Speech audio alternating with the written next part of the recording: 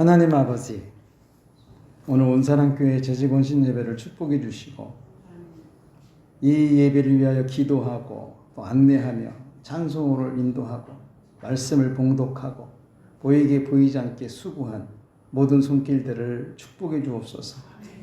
하나님, 이 오후에 가야 될 곳도 있고 만나야 될 사람도 있지만 이 시간 헌신을 다짐하며 예배하는 이 시간에 이때에 우리가 주님 앞에 섰사오니 빈손으로 돌려보내지 마시고 저들이 필요한 것, 곧 구하고 받아야 될 것들을 풍성하게 덧입혀 주시옵소서. 아버지, 이 시간 말씀을 들을 때 성령께서 저들의 영혼에 바람처럼 불처럼 임해 주시고 그 성령의 힘으로 인하여 하나님께서 하시고자 하는 말을 이해할 수 있도록 지혜도 함께 해 주옵소서. 종의 성령 부으시고 성령 하나님 말하게 하심을 따라 말하게 하시사 전하는 자나 듣는 자가 오직 하나님 한 분만 남는 살아있는 재직 헌신 예배가 되도록 도우시기를 살아계신 예수님의 이름으로 기도합니다. 아멘. 이렇게 만나 뵙게 돼서 참 반갑습니다. 우리 예수님은 안 좋은 것이 하나도 없어요. 그 중에서 가장 좋은 것을 택하라고 그러면 우리 예수님은 변심하지 않습니다. 만일 예수님이 변심하셨다면 저나 여러분이나 구원을 받지 못했을 거예요. 예수님이 변치 않으셨기 때문에 오늘 저와 여러분이 하나님의 이름으로 이 시간 예배를 할 수 있는 것입니다. 그 예수님이 우리들에게 원하는 건 딱 하나밖에 없어요. 영혼 구원받는 것. 그래서 여러분들은 재직원신 예배를 통해서 제일 중요하게 봐야 될 것이 내 영혼입니다. 그런데 그 영혼이 시작되는 기점이 있어요. 그 영혼이 신앙이 시작되는 때가 있고 그 영혼이 교회를 세우는 때가 있고 그 영혼이 축복을 받는 그 때가 있습니다. 그래서 오늘은 이 세 가지의 시작의 모델을 우리 헌신 예배 드리는 성도님들에게 전하려고 합니다. 첫 번째, 이 신앙의 시작은 무엇일까? 오늘 성경을 봉독해 주신 분이 읽었던 그 본문을 보시면 거기에 니고데모라는 사람이 예수님께 찾아와서 자기가 알고 있는 모든 지식을 통하여 예수님을 표현합니다. 지금 당신이 하시는 이 일은, 그러니까 예수님이 바로 오전에 무슨 일을 하셨냐면 성전에 들어가서 돈 바꾸는 사람들의 그 돈꾀를 엎으시고 비둘기 파는 자들 상을 다 덮으시고 그러면서 너희가 이 강도의 구려를 만들었다면서 화를 내시고 가셨는데 그 니고데모라는 사람도 사실 성전이 더러워진 거를 알고 있었어요. 근데 차마 자기는 그렇게 못하고 누군가 하나님의 사람이 와서 좀 한번 확 뒤집어 줬으면 좋겠다는데 그 예수란 분이 오셔가지고 아주 젊으신 분이 뒤집어 엎어놓는 걸 보시고 자기 나름대로는 감동을 받았습니다. 그래서 밤에 찾아가서 모든 지식을 통틀어서 하는 말이 하나님이 보내신 선지자라고 정말 위대한 일을 하셨다고. 그러면 예수님이 너 나 알아봤구나 고마워 이래야 되는데 딱 한마디를 하셨어요. 너가 물과 성령으로 거듭나지 아니하면 하나님의 나라를 볼 수 없다. 그러니까 의구심이 들어가지고 내가 나이가 지금 몇 살인데 어머니 몸속에 들어갔다 다시 태어납니까? 그리 또 한 번 말씀하시길 내가 다시 말하지만 너가 물과 성령으로 거듭나지 아니하면 하나님 나라에 들어갈 수 없다라고 말을 바꿔서 말씀을 하십니다. 그래서 그냥 눈이 좀 커지면서 바라보니까 예수님이 이때 신앙이 시작되는 것이다. 너는 율법 선생이고 성경도 많이 알고 유대인이고 하나님도 표현하고 모든 걸 표현하지만 너가 거듭나지 아니하므로 정작 봐야 될 하나님의 나라를 볼 수 없구나. 그러면서 신앙의 시작을 가르쳐 주는데 신앙의 시작은 두 가지예요. 하나는 물로 거듭나는 겁니다. 이 물로 거듭나는 거는 내 노력이에요. 이것은 뭐 은혜 받고 성령 받고 불 받아서 되는 것이 아니라 내 노력으로 나를 변화시키는 게 물로 거듭나는 것입니다. 그리고 예수님도 나이가 30이 드실 때까지 집에서 목수일을 하셨어요. 그리고 자기 동생 8명 되는 동생들을 거느리고 홀어머니를 모시고 살았는데 어느 날 하나님께서 예수님을 부르시고 났을 때 나는 더 이상 이 동생들과 어머니를 모시는 그런 사람이 아니라 하나님의 나라에서 복음을 전하는 사람이 되어야 되겠다라고 모든 사람에게 보여준 것이 바로 요단강에서 세례를 받는 겁니다. 모든 사람들에게 나는 이제 변화됐습니다. 나는 이제 과거에 이런 삶을 살지 않겠습니다. 라고 보여준 스스로의 노력을 통해서 변화된 걸 보여주는 것. 이게 신앙의 시작이에요. 그래서 우리 신앙인들도 내가 스스로 변화해야 될 게 있습니다. 이거는 설교를 들어서 변화되는 것이 아니고 교회 나와서 변화되는 것이 아니라 내 스스로 변화되는 것. 이게 오늘 우리 재직분들이 해야 될 첫 번째 일이에요. 내가 변화해야 될 게 무엇인가. 그것을 오늘 결단을 하고 변화를 간직하셔야 됩니다. 성경에 보면은 그 요한나라는 여인이 나오는데 이 여인의 남편이 누구냐? 그 헤로드 왕의 재무부 장관이에요. 돈을 만지는. 굉장히 부자죠. 그러면 여러분 재무부 장관의 부인이면은 아무리 못해도 글을 다 아는 사람입니다. 글을 모르는 사람이 아니에요. 거기다가 얼굴도 예쁘고 고운 사람이에요. 요새 표현을 하면 인텔리죠. 모든 것을 갖춘 사람입니다. 남 부러울 게 하나도 없어요. 집안에 하인이 수백 명씩 됩니다. 그런데 그 여인이 7귀신이 들렸던 막달라 마리아하고 합하여서 예수님을 섬깁니다. 이게 변화예요. 과연 내가 재무부 장관이다. 재무부 장관의 부인이다. 그러면 정말 그 말단 직원에 있는 부인과 더불어서 내가 같이 교회 일을 할 수 있겠는가? 제가 볼 때는 그런 사람 많지 않습니다. 그러니까 아직 신앙이 시작된 게 아니에요. 신앙의 시작은 반드시 자기 스스로의 변화가 일어나야 한다는 것입니다. 저는 여러분이 오늘 그 결정하기 축원해요. 뭔가 변하십시오. 본인은 알고 있거든요. 베드로라는 사람이 있어요. 우리 베드로 참 많이 들었습니다. 와, 근데 사람이 감정적으로 변하면요. 보기는 좋아요. 베드로가 예수님을 만난 후에 고기를 얼마나 많이 잡았는지 2배가 가라앉을 만큼 고기가 잡힙니다. 그래서 너무나 큰 흥분을 해가지고 주님 나 이 금을 버리고 배도 버리고 나 예수님만 따르겠다고 변화된 거예요. 보면 상당히 큰 변화입니다. 세상에 자기 전 재산인 배를 버리고 따라갈 만한 그런 변화가 세상에 어디 있겠어요. 굉장히 큰 변화죠. 그런데 그 변화가 진정한 믿음의 세계의 변화가 아니라 감정의 변화, 어떤 하나님의 그 은혜의 충격을 받아서 변화를 보이다 보니까 그 베드로라는 사람이 버리지 않은 게 3가지가 있었어요. 하나는 의심을 버리지 않았습니다. 그래서 예수님이 너희들 먼저 배를 타고 저 건너편으로 가라. 그래서 제자들이 배를 타고 건너편으로 가는데 갑자기 풍랑이 막 일 때 예수님이 그 바다 위를 걸어오셨어요. 그런데 베드로가 보더니 주님이세요. 그래 나다. 나도 한번 가볼까요? 와라. 전 인류 인간 중에요. 그 바닷물에 올라가 서 있던 사람은 베드로 한 사람밖에 없습니다. 전에도 없고 후에도 없어요. 얼마나 대단한 모습입니까? 그런데 바람을 보고 의심했다고 써요. 무슨 바람이 부인다고 의심을 해요? 그 의심을 안 버렸어요. 감정적으로 변화가 일어난 사람은 눈에 보이는 거를 바꿀 수 있어요. 배도 버리고 그물도 버리고. 그러나 진정으로 변화를 받아야 될 그 의심. 좀 바람이 불면 어떻고 파도가 치면 어때요? 내가 예수님을 주님이라고 불렀으면 걸어가야 되잖아요. 그런데 우와 빠져들어갑니다. 그것만 안 변한 게 아니고 이 베드로 이분은 성격이 변화가 안 돼 있어요. 예수님이 뭐라고 그러셨냐면 너는 나를 넘어지게 하는 자다. 감정의 변화를 가진 사람은요. 예수님을 넘어지게 합니다. 예수님뿐만 아니라 오늘날 이 교회를 넘어지게 해요. 귀한 우리 사자 목사님도 넘어지게 해요. 그 베드로가 안 된다고 주여! 어찌 세상에 예수님 하신 말씀처럼 무슨 강도에게 잡혀가고 죽은 일이 그런 일이 왜 생기냐고. 안 된다고. 그리고 예수님을 틀어막으니까 주님이 그러셨거든요. 너 나 넘어지게 하지 말라고. 성격이 변화가 안 된 거죠. 감정의 변화는 너나 나나 다 할 수 있어요. 좋은 일 생기고 흥분할 만한 일이 생기면 내가 오늘 다 쏜다. 이런 표현 하거든요. 그런데 정말 변화되어야 될 것은 성격입니다. 왜 넘어지게 하냐는 거죠.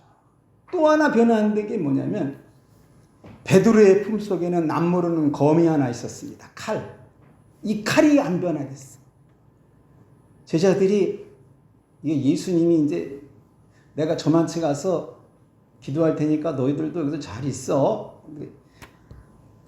보니까 예수님이 막 기도를 막 하는 이런 모습이 보여요. 3년을 따라다니다 보니까 예수님은 잘 안 주무시는 것 같아요. 저기서 막 쭉 이러는데 눈을 떠서 보니까 베드로도 저쪽에서 뭔가 막 이러니까 그 11명의 제자들이 역시 우리의 최고참이다. 저 베드로 봐라. 저 양반 예수님처럼 저렇게 열심히 기도하지 않냐. 근데 나중에 알고 봤더니 칼을 웃으셔야 되는데 이때쯤에 칼을 가는 모습이 꼭 기도하는 모습처럼 보이더라 이겁니다. 그 칼의 변화가 안 됐어요. 그래서 그 칼로 말고 귀를 자릅니다. 예수님이 검을 가진 자 검으로 망한다고 그러셨는데 끝까지 품속에 넣고 있는 감정의 변화는 여러분 중요하지 않습니다. 신앙은요, 나 오늘부터 이거 하지 않아 정확하게 변화를 표현하는 거예요. 오늘날 한국교회에서 사라진 단어 중에 하나가 이혼이란 말인데, 이혼이란 말을 하는 목회자가 거의 없습니다. 교회도 거의 없어요. 불편스러우니까. 성도들이 들으면 굉장히 불편스럽거든요. 내 가정에 자녀가 그럴 수도 있고 나도 당사자일 수도 있고. 그런데 여러분 이거 아셔야 돼요. 성경에서 말하는 결혼과 이혼을 정확하게 여러분이 이해하고 계셔야 된다는 겁니다. 결혼은 왜 해요? 사랑해서? 물론 우리는 그런 표현 씁니다. 성경은 뭐라고 그러셨죠? 하나 되기 위해서라고 그랬어요. 결혼의 목적은 하나 되는 겁니다. 생각도 하나 되고 마음도 하나 되고 몸도 하나 되고 뜻도 하나 되고 신앙도 하나 되고 영의 세계도 하나 되고 하나 되는 게 결혼이에요. 둘이 되면 위험해지는 거죠. 이미 성경이 그렇게 기록해놨어요. 부모를 떠나서 둘이 하나 되라고. 그러면 이혼은 뭐라고 했느냐? 이혼은 어떤 사람들은 거의 가다 그래요. 성격이 안 맞아서, 또 한눈을 팔아서, 뭐 자기에게 불편해서, 뭐 다 이유가 돼요. 법원에 가면 다 이유가 됩니다. 그러면 성경은 뭐라고 그랬냐는 거죠. 우리는 성경을 믿어야 될 거 아니에요. 성경이 하시는 말씀. 성경은요, 이혼은 악한 자가 하는 거라고 그랬습니다. 다르게 쓰질 않았어요. 너희가 악하기 때문에 이걸 했다고.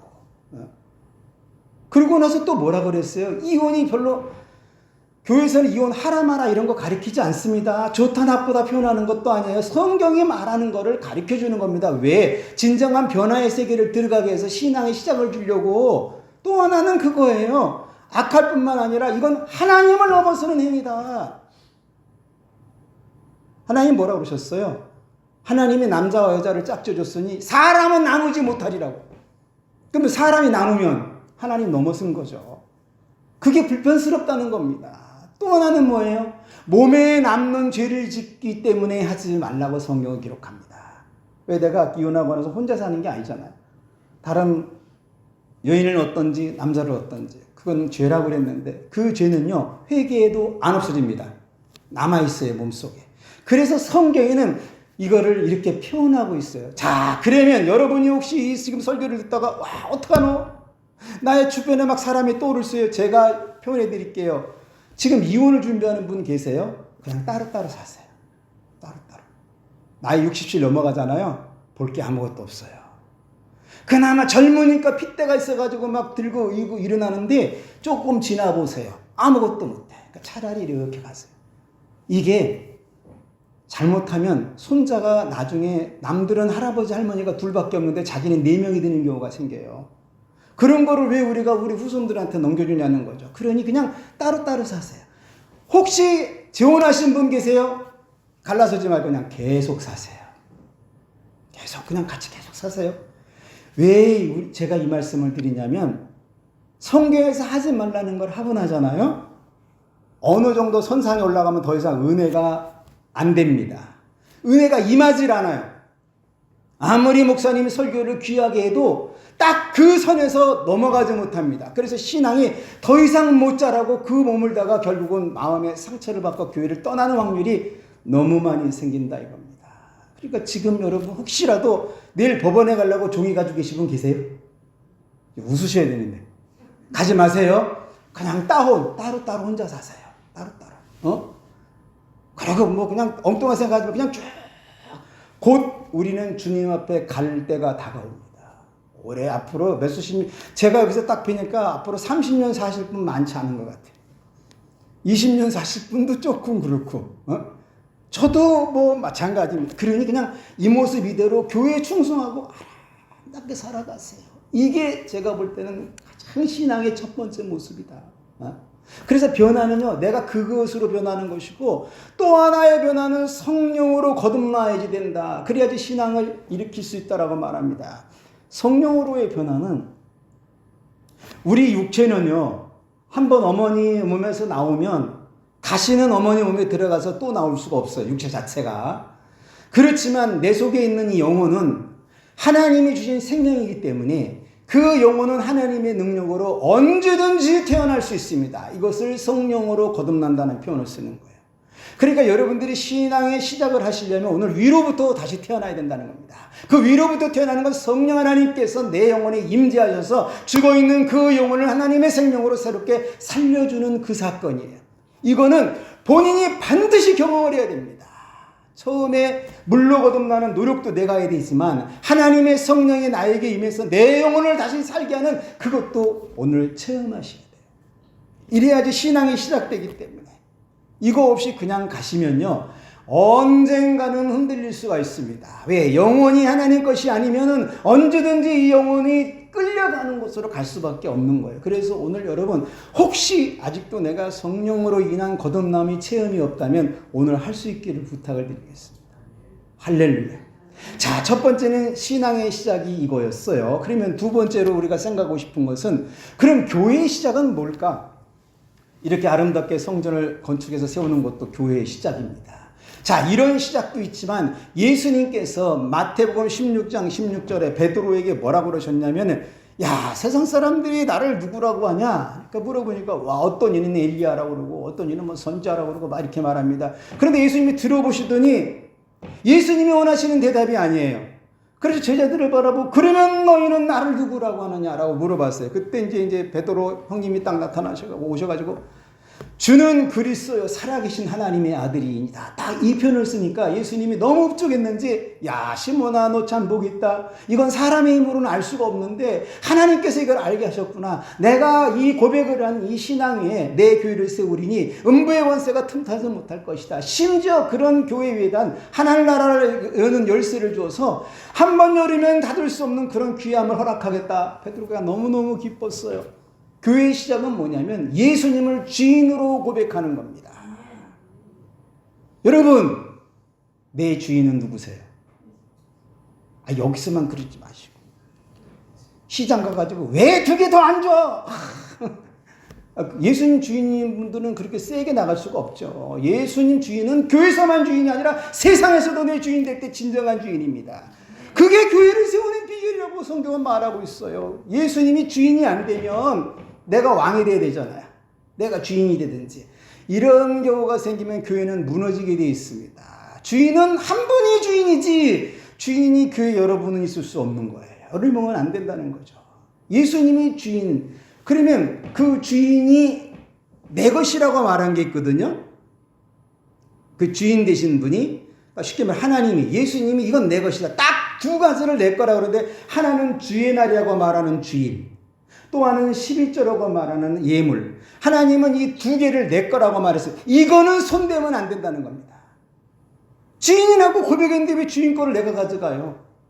주일이 주님 거면 주님 앞에 그대로 드려야지요. 왜 그거를 손대냐고요? 11조? 하나님이 이거 내 것이라고 말했거든요. 왜 내 것을 손대냐는 거죠. 그래서 우리가 이 교회를 정말 교회답게 시작하려면, 교회도요 하나님이 디자인하신 교회가 있어요. 그 교회는 첫 번째 예수님이 나의 주인이십니다. 이 고백이 명확한 곳에 하나님의 교회가 세워지기 시작합니다. 여러분, 기도 못해도 돼요. 예배 시간에 늦을 수도 있고 설교 시간에 좋을 수도 있어요. 그러나 주인만큼은 바꾸면 안 된다는 것입니다. 할렐루야. 예수님은 나의 주인이, 이게 주인이 교회 안에서만 주인이 아니라 어디에 가든지 예수님이 나의 주인 될 때, 우리 하나님은 내 종이 다칠까봐 그 종을 살피기 시작합니다. 이게 신앙생활이에요.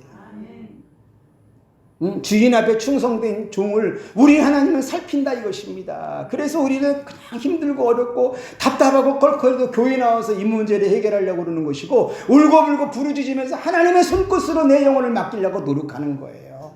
예수님이 나의 삶의 주인이시기 때문에. 예수님이 주인 안 된 사람은요 자기 마음대로 행동을 합니다. 그러니까 우리 하나님도 그렇게 내버려 두는 거죠. 로마서 1장 28절에 써 있잖아요. 상실한 마음대로 내버려 둔다고. 너 알아서 해. 그러다 알아서 살다가 그냥 지옥 가. 그냥 하나님이 내버려 두는 거거든요. 여러분, 교회 나오는 것도요, 하나님이 거절하면 못 나와요. 내가 나오고 싶어서 나오는 것이 아니라 하나님이 거절하면 의인의 증에 들지 못하게 하십니다. 적어도 우리가 52주 이 은혜의 증에 들 수 있다는 건 복 중에 복이에요. 여러분, 재직분들 이거 놓치지 마세요. 난 주인 한 분에게만 충성하겠다. 그냥 그래서 우리 예수님 눈치 보고 살아야 돼요. 다른 건 하실 필요 없어. 그리고 또 하나 무슨 고백을 하셔야 되냐면 예수님은 그리스도예요. 말 그대로 메시아라는 거죠. 내 죄를 사하시는 분. 우리는 이 죄에 대한 인지도가 약합니다. 죄가 뭔지를 잘 모를 때가 많거든요. 그런데 그 죄는 성령 하나님께서 계시의 영으로 보여줄 때 내 죄가 무엇인지 보여지게 됩니다. 그래서 그때 고백하는 걸 우리는 회개라고 그러는데 그 회개를 통해서 예수님이 죄를 사해 주시는 것을 메시아의 은혜다라고 말하는 겁니다. 그러니까 그 일을 우리 예수님이 지금 하신다는 거예요. 그 고백을 한 사람이 바로 교회가 된다는 표현을 썼습니다. 여러분, 예수님을 꼭 1대1로 만나세요. 할렐루야. 예수님을 안 만나고 예수님을 메시아라고 고백한다? 그런 일 안 일어납니다. 예수님을 만나야지만이 예수님이 나의 구세주요 그리스도의 메시아라는 신앙 고백이 나타나요. 이 그리스도가 될 때 여러분의 삶은요, 그 그리스도의 힘을 덧입어 사는 은총이 나옵니다. 예수님을 왜 메시아라고 고백해야 되느냐? 많은 이유가 있지만 내 죄를 씻어주는 피는 예수님의 피밖에 없어서 그래요. 응? 그러면 사람들이 AB형은 안 됩니까? 이럴 수 있어요. 이제 웃으셔야 되는데 O형 피는 안 돼요? B형 피도 안 되고 왜 예수님의 피만 되죠? 예수님은 탄생 자체가 생물학적 탄생이 아니라 성령 하나님의 은혜로 잉태가 되었습니다.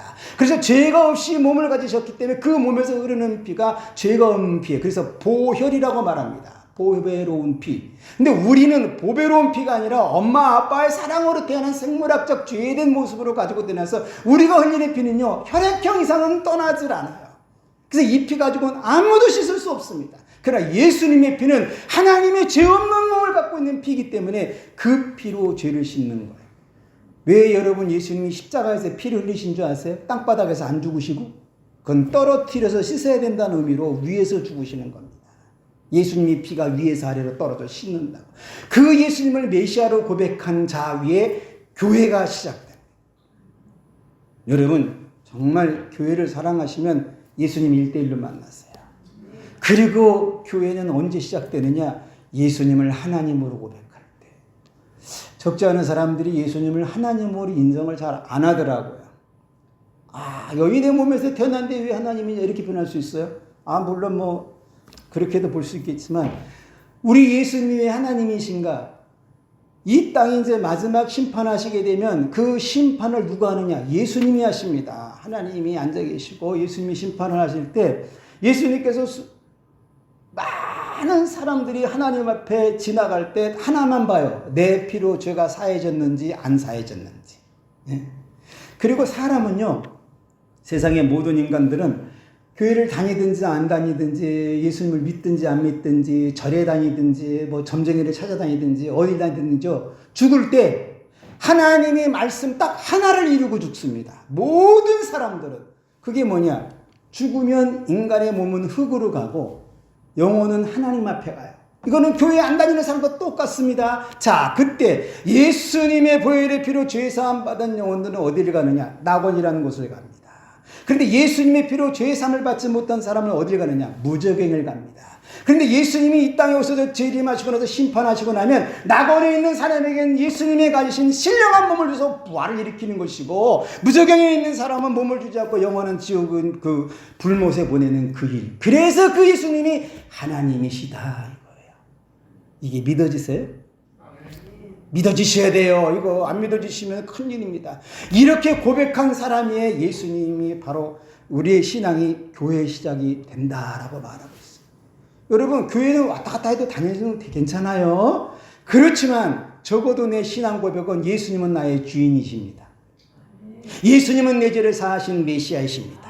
예수님은 심판주로 곧 오실 나의 하나님이십니다. 이 고백이 정확한데 할 때 그때 교회가 시작되는 거예요. 자, 그러면 끝으로 축복의 시작은 그러면 언제일까?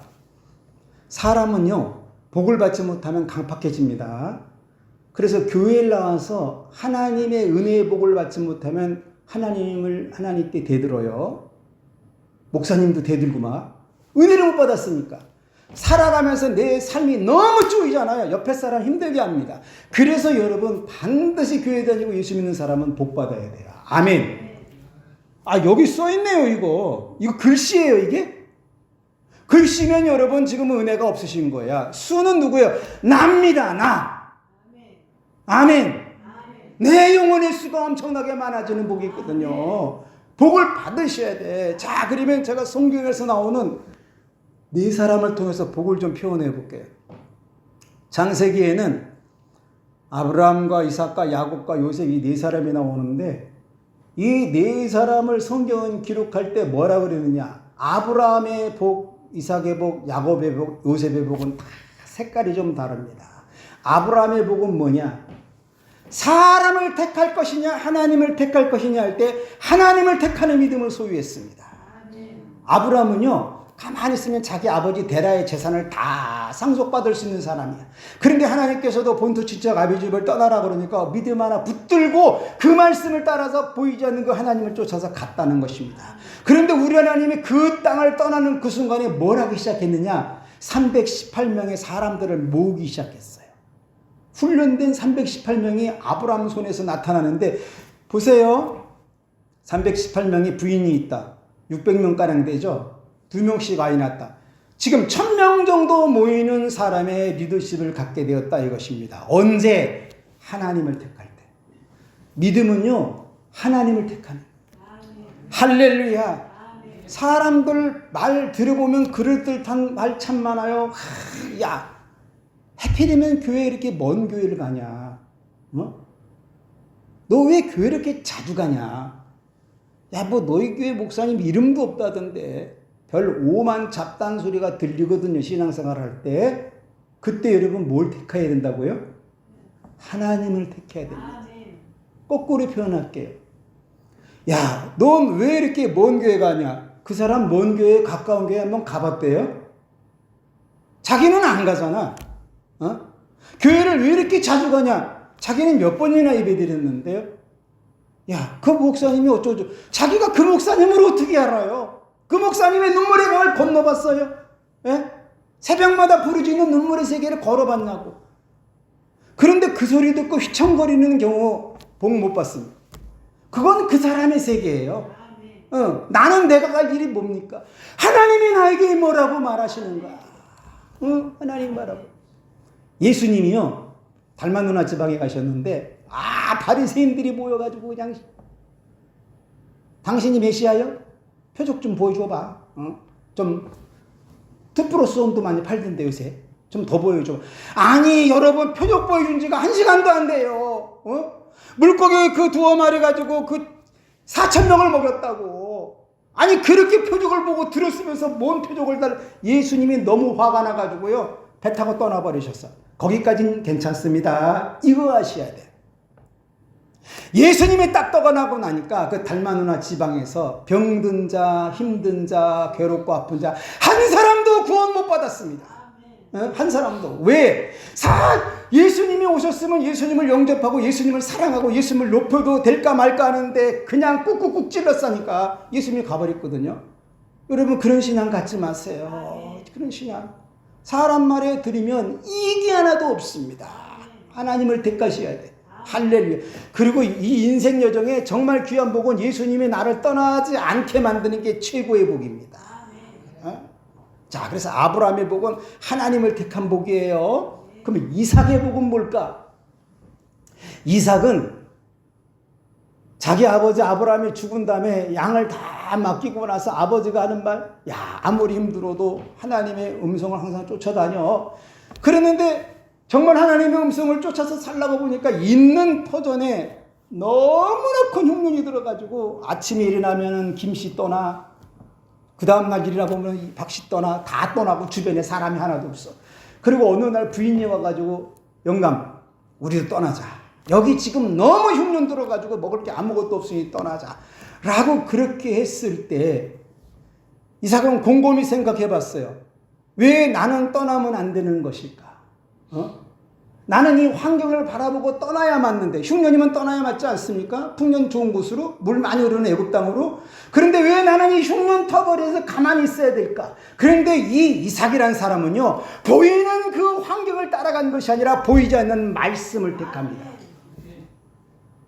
아무도 그 하나님의 말씀 한쪽을 딱 택하고 뭘 하느냐? 흉년 속에서 농사를 짓기 이거요, 미친 짓이에요. 아니, 물이 없는데 무슨 농사를 져요? 예? 씨를 뿌렸으면 뭔가 하늘에서 떨어져야 될 거 아니야. 그런데 이 이삭은 물 대신에 눈물로 농사를 짓습니다. 물 대신에 땀방울로 농사를 져. 우리 하나님은 보이지 않는 말씀을 붙드는 그 이삭의 손을 붙들고 그에 뭐 하신 줄 아세요? 100배를 주었어. 저는 우리 재직 여러분들 올해 100배 받길 축복합니다. 할렐루야. 그 100배 축복받는 건요, 보이지 않는 말씀을 붙들고 따라가는 거야. 그냥 내 환경이 오고라더니 이거 중요하지 않습니다. 말씀에 살아있다면 그 말씀 붙들고 따라가는 거야. 우리 하나님 반드시 여러분에게도 100배를 주십니다. 그리고 야곱, 이 야곱은 인생을 살다 보니까 이게 남이면은 괜찮아. 근데요, 자기 장인어른이야. 장인어른이 14년 동안 월급을 주질 않아. 와, 아무리 여러분 형제간이라도요, 돈계산은 정확하게 해야 됩니다. 그런데 이게 10원 안 주니까 야곱이 머리가 치끈치끈 아프다가 부인을 붙들고 뭐라 그랬냐면, 내가 당신네 아버지를 보고 14년 동안 일했는데 주변 봐라. 양이 한 마리가 있냐? 그렇다가 먹을 곡식이 있냐? 세상에 이런 게 어딨냐? 나 곧 떠날 것이다. 그리고 이제 보따리를 싸려고 딱 그러는데 하나님께서 갑자기 그에게 지혜를 주시는데, 무슨 지혜를 주느냐? 너 지금 떠나면 여전히 너 거지다. 네가 일한 만큼의 어떤 품삯은 가져가야 맞지 않겠냐? 아니, 하나님 14년을 일했는데 장인어른이 10원 안 준다고. 세상에 이런 거래 상거래가 어딨냐고. 나 당장 떠나겠다고. 그런데 하나님께서 그에게 무슨 지혜를 줬냐면, 너 양이 흰양 순놈하고 암양 순놈하고 둘이 이제 새끼를 가질 때가 되면 그냥 새끼를 갖게 하지 말고 물가로 끌고 나가서 신풍나무 살구나무 가지를 벗겨가지고 그 물이 알록달록하게 해서 새끼를 가지게 해라. 듣게 보니까 야, 이런 게 다 있네. 그래서 정말 그 양 2마리를 끌고 가서 새끼를 가질 때쯤에 그 물 앞에서 알록달록하게 만들겠는데 새끼가 나오니까 아롱이 다몽이가 나왔어. 이제 아멘도 안 하시니 무슨 말인지 되게 보시나요? 계속 흰 양만 나서 자기 장인들한테 다 뺏겨야 좋겠어요? 아닙니다. 흰 양이 흰 양하고 둘이 사랑을 했는데 아롱이 다롱이가 나와. 세상에 흰 양이 흰 양하고 사랑했는데 껌동이가 나와. 6년 만에요, 소떼, 양떼, 가축이 3떼를 이뤘어. 그러니까 라반 장인어른이 갑자기 눈이 돌아가서 그때 나온 말이 무슨 말이냐면, 눈물이 핑 도네요, 정말로요. 세상에 내가 이놈 10원 하나 안 줬는데 6년 만에 3떼를 만드는 걸 보고 세상에 저런 게 어디 있느냐. 여러분, 축복은요, 하나님의 지혜를 따라가는 거예요. 14년 여러분 양쳤으면 전문가거든요. 여러분 14년 동안 일 하나 해보세요. 다 전문가 돼요. 뭐 세상에 이런 일이 뭐 많은 사람들 나오잖아요. 뭐 몇 초에 몇 개 한다고. 10년 이상 하나만 하면 여러분 다 그렇게 돼요. 14년 동안 양을 쳤다. 충분히 전문가 돼요. 그런데 그 실력 믿지 아니하고 하나님의 지혜를 붙들었더니 우리 하나님의 그 지혜 속에서 양 그 3떼를 주시더라 이겁니다. 올해 여러분 그 3떼의 복이 내 것임을 믿으십시오. 그리고 끝으로 나온 이 요셉의 복인데, 요셉이 살아가면서 섭섭한 게 한 가지가 있었는데, 그게 뭐냐면, 야, 왜 우리 내 주변에 있는 모든 사람은 하나님을 부를 때 아브라함의 하나님, 이삭의 하나님, 야곱의 하나님 그런데 왜 요셉의 하나님 나는 안 부를까? 요셉의 하나님은 없어요. 그러니까 자기네들 마음이 약간 섭섭했어. 나도 이 땅에서 정말 귀한 인물로 이렇게 탄생했는데 왜 내 이름은 안 부를까? 아브라함이나 이삭과 야곱은요, 하나님을 직접 만난 사람들입니다. 그래서 그 이름이 등장을 했는데, 요셉은 하나님을 직접 만난 적이 없어요. 단 요셉의 영혼 속에는 아브라함의 선택하는 믿음이 들어갔고, 요셉의 영혼 속에는 이삭이 바라보는 흉년의 말씀 붙잡는 믿음이 들어가 있고, 요셉의 영혼 속에는 자기 아버지 야곱의 지혜로운 거룩이 들어가 있더라 이것입니다. 이제 누구예요? 재직 여러분 남았어요. 그 선진들이 받았던 축복의 시작이 이제 여러분에게 남아있다 이것입니다. 여러분 정말 오래 복 받으십시오. 그래서 교회 한번 다시 세우시고 거룩하게 일으키시고 더 뜨거워지시고 더 행복하시고 하는 일마다 더 정말 귀한 복을 받아서 나중에 악수하면서 간증할 수 있는 그날이 곧 오기를 주의 이름으로 축원합니다. 기도하시겠습니다. 하나님 아버지, 이 혀가 짧고 지식이 부족한 자가 와서 무엇을 가르치고 전할 수 있겠습니까? 성령께서 저들 영혼에 친히 말씀해 주셔서 남아있을 것은 남아있게 하시고 세워질 것은 세워지게 하시며 복의 열쇠가 될 것은 복이 되도록 기름을 부어 주옵소서. 아버지, 우리 귀한 사자 목사님 한 영혼을 위해서 눈물 뿌려 기도하며 하나님의 강단과 교회와 성도들의 일터를 지키고 있는데 성령님 축복해 주셔서 함께 일할 동역자들 많이 세워주시고 오늘 말씀으로 세워진 재직들이 다시 한번 뜨거워지게 하셔서 교회를 사람으로 채우고 영혼으로 넘치게 하며 인생의 복을 받아서 큰 간증자가 되도록 기름 부으시기를 살아계신 예수님의 이름으로 축복하며 기도합니다.